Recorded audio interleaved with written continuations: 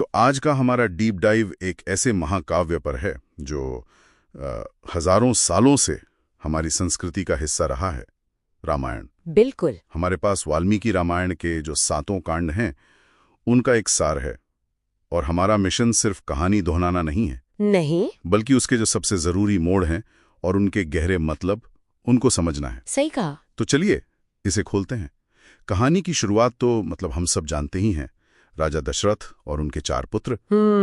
लेकिन कहानी में जो असल एक्शन शुरू होता है वो तब होता है जब ऋषि विश्वामित्र सिर्फ 16 साल के राम को अपने साथ ले जाते हैं। और यहीं पर देखिए धर्म का पहला बड़ा सवाल उठता है, एक स्त्री की हत्या का। जी, ताड़का का वध। तब विश्वामित्र राम को समझाते हैं कि एक राजा के लिए समाज की रक्षा ही सबसे बड़ा धर्म है। अच्छा। भले ही उसके लिए किसी स्त्री का वध ही क्यों न करना पड़े। बिल्कुल। और फिर अयोध्या में जब उनके राज्याभिषेक की तैयारी हो रही होती है, तभी कहानी का सबसे बड़ा ड्रामा होता है। कैकेयी के वो 2 वचन, भरत के लिए राज और राम के लिए 14 साल का वनवास। और इसे अगर बड़े नजरिए से देखें तो ये धर्मों का टकराव है। कैसे? एक तरफ राजा दशरथ का वचन धर्म है, तो दूसरी तरफ राम का पुत्र धर्म। और राम वो बिना किसी सवाल के इसे स्वीकार कर लेते हैं। यहीं से उनके मर्यादा पुरुषोत्तम होने की नींव पड़ती है ना? बिल्कुल, क्योंकि वो जानते हैं कि अगर वो इनकार करेंगे तो रघुकुल की प्रतिष्ठा पर दाग लग जाएगा। और ये संघर्ष वनवास में जाकर और भी गहरा हो जाता है। पंचवटी में शूर्पणखा वाली घटना के बाद जी, रावण बदला लेने के लिए सीता का हरण कर लेता है। अब राम लक्ष्मण अकेले हैं, असहाय महसूस कर रहे हैं। और यहीं पर कहानी एक नया मोड़ लेती है। हाँ, जहां पर फिर हनुमान और सुग्रीव की एंट्री होती है ना? सही कहा।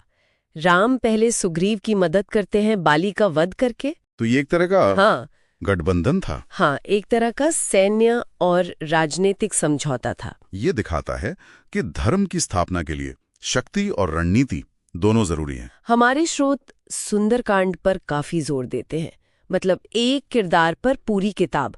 ये एक बड़ा फैसला है। इसका कथा में क्या महत्व था? बहुत गहरा महत्व था।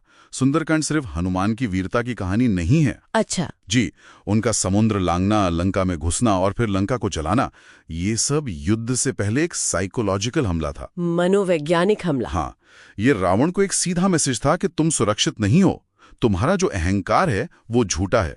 मतलब ये सिर्फ आग नहीं थी, ये आत्मविश्वास को जलाने जैसा था। बिल्कुल, कि हम तुम्हारे घर में घुस सकते हैं। इसने युद्ध शुरू होने से पहले ही रावण का मनोबल तोड़ दिया होगा। दिलचस्प है ये। और फिर युद्ध कांड में हम इसका असर देखते हैं। विभीषण का राम की शरण में आना भी कह सकते हैं इसी का एक नतीजा था। उसे समझ आ गया था कि धर्म किसके पक्ष में है। जी। और उस युद्ध का अंत भी कितना नाटकीय है। मुझे हमेशा यह हिस्सा चौंकाता है कि इतने बड़े महायुद्ध का अंत एक गुप्त रहस्य पर टिका था। रावण की नाभि में अमृत। हाँ, वो एक अकीलीज हील जैसा लगता है। बिल्कुल। और युद्ध जीतने के बाद भी राम की परीक्षा वो खत्म नहीं होती। सीता की अग्नि परीक्षा होती है, जो आज भी हमें असहज करती है। और कहानी तो यहाँ भी नहीं रुकती। उत्तरकांड में एक धोबी की बात सुनकर राम गर्भवती सीता का त्याग कर देते हैं। ये शायद इस महाकाव्य का सबसे विवादित हिस्सा है। और ये राजधर्म और पति धर्म के बीच सबसे बड़े द्वंद्व को दिखाता है। एक राजा के तौर पर प्रजा को खुश रखना उनका कर्तव्य था, लेकिन एक पति के तौर पर ये अन्याय था। ये दिखाता है कि धर्म का रास्ता कितना जटिल और पीड़ादायक हो सकता है। तो फिर इसका सार क्या निकलता है?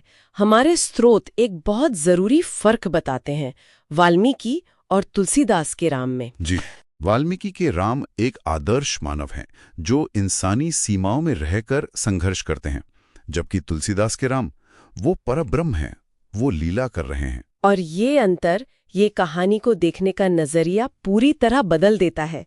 एक में हम एक इंसान का संघर्ष देखते हैं, दूसरे में भगवान की मर्जी। हाँ, अंत में ये कथा हमें यही दिखाती है कि धर्म का मार्ग कोई सीधी रेखा नहीं है।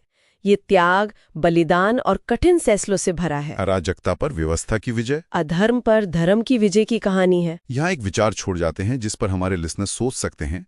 रामायण में बार बार किरदारों को व्यक्तिगत प्रेम और सार्वजनिक कर्तव्य के बीच चुनना पड़ता है।